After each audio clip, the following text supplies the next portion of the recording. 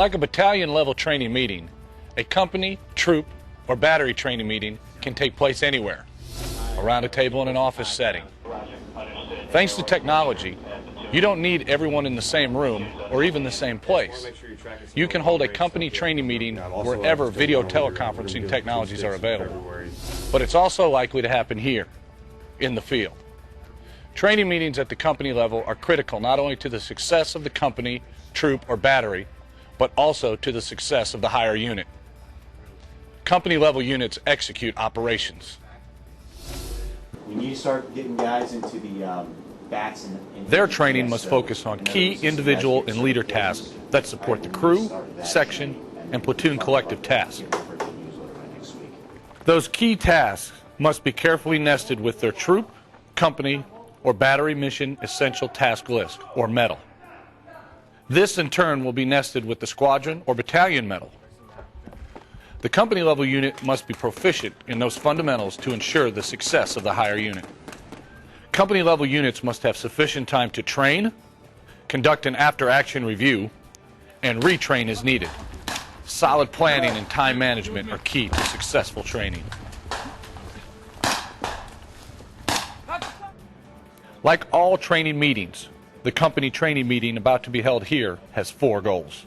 To steer the execution of the training plan, to ensure all training meets the commander's intent. To ensure that subordinate leaders have the opportunity to provide the commander their assessments of proficiency after each training event. To revisit long-range goals through the short-range training plan and make sure training meets the commander's intent. To double-check coordination for near-term training to ensure that it is properly planned and resourced. This company-level meeting for a cavalry troop in the 3rd Armored Cavalry Regiment will include a troop commander, first sergeant, platoon leaders, and platoon sergeants. Sir, we're ready to start. All right, Rod, just want to make sure everyone's got the... What will they address?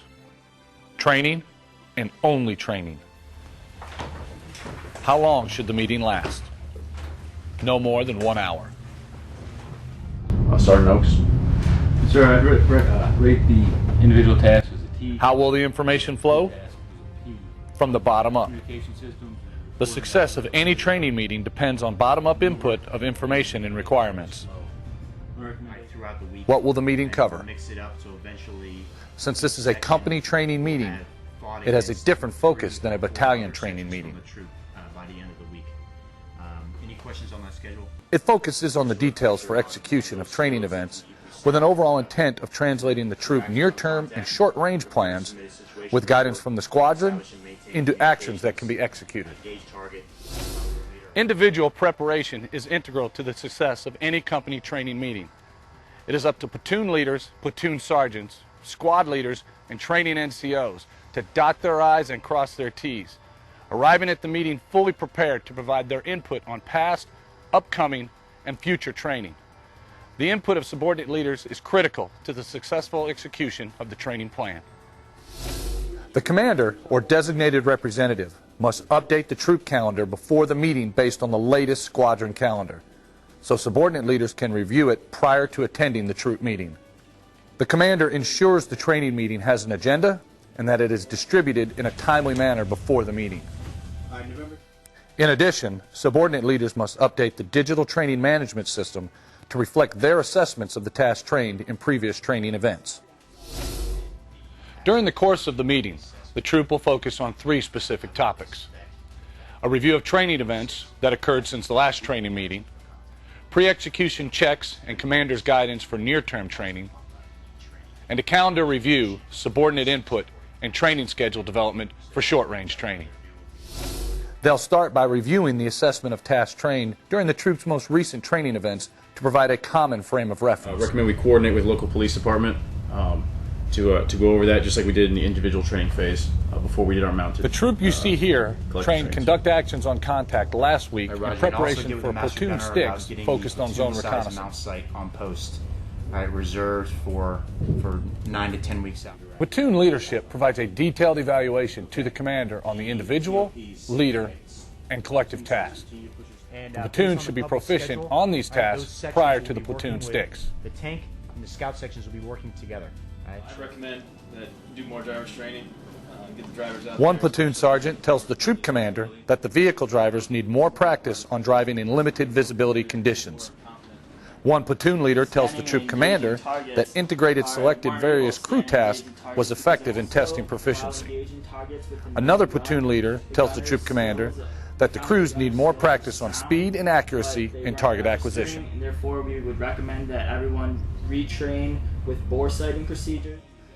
The first sergeant also plays a major role in the troop training meeting. He or she is the senior enlisted trainer. The first sergeant must be more than the person who ensures chow gets to the troops on time.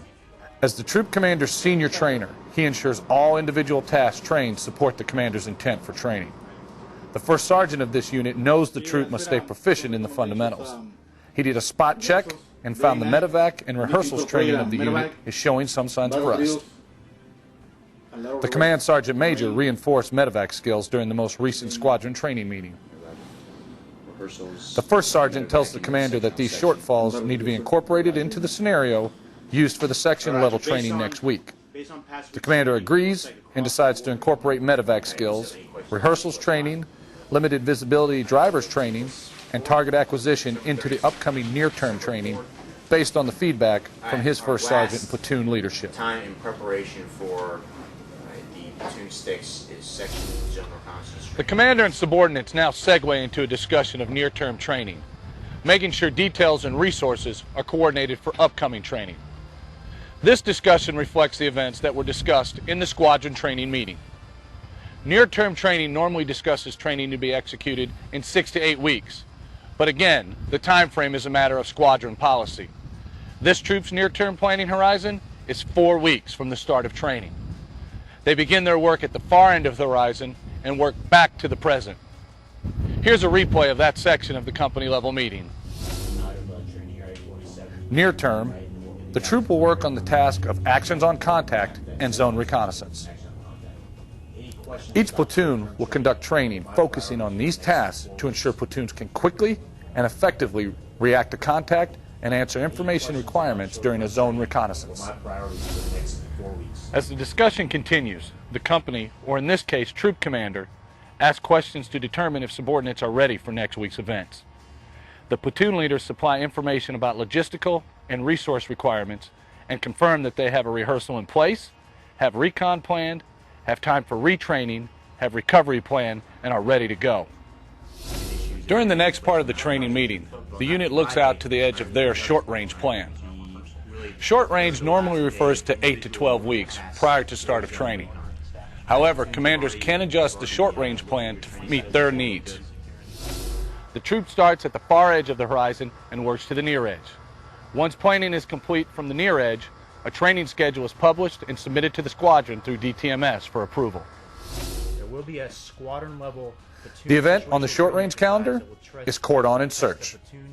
The troop commander provides the commander's intent for this training. Search techniques. All right, we need to build our dismounted skills.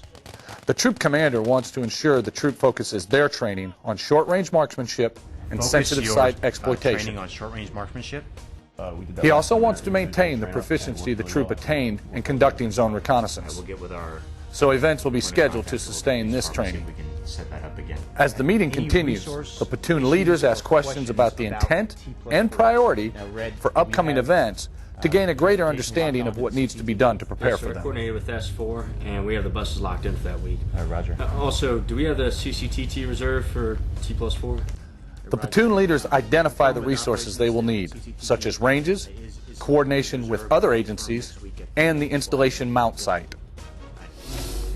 In a company-level training meeting, such as this one, many other types of training events could be discussed as part of the training plan, including live training executed under field conditions using actual tactical equipment and troops, virtual training executed using real people and equipment in computer-generated areas of operation, gaming, another form of virtual simulation, uses commercial or government off-the-shelf multi-genre games in a realistic, semi-immersive environment. Virtual simulations don't replace live training, but they do help soldiers reach a higher level of proficiency prior to executing live training. constructive training using computer models and simulations, exercise command and staff functions, and decision making. Week after week, and all kinds of operational environments, company-level training meetings and the preparation they ensure are crucial to the success of the training mission. Such meetings allow commanders to engage and involve their subordinates in the process, giving them an opportunity to provide input on what the unit has done and what it needs to do to be proficient in their mission essential tasks. Company-level training meetings allow subordinate leaders the opportunity to tell the company, troop, or battery commander and first sergeant where they think they stand with respect to proficiency levels, and whether or not they have the necessary resources to execute the training in accordance with the commander's intent. That's going to be conducted in the motor pools. Okay, any issues with that coordinating with Task C or with the master? You do a dismounted skills program. Commanders should say what they want done and to what standard, but they should not tell the subordinates how they should reach the standard. Company-level training meetings expose training, coordination, and rehearsal issues for the next week's training, as well as future training events. Being prepared for company training meetings is integral in closing gaps in planning and communication, helping to make training more effective. For more information about conducting company-level training meetings, please visit the Army Training Network at https://atn.army.mil.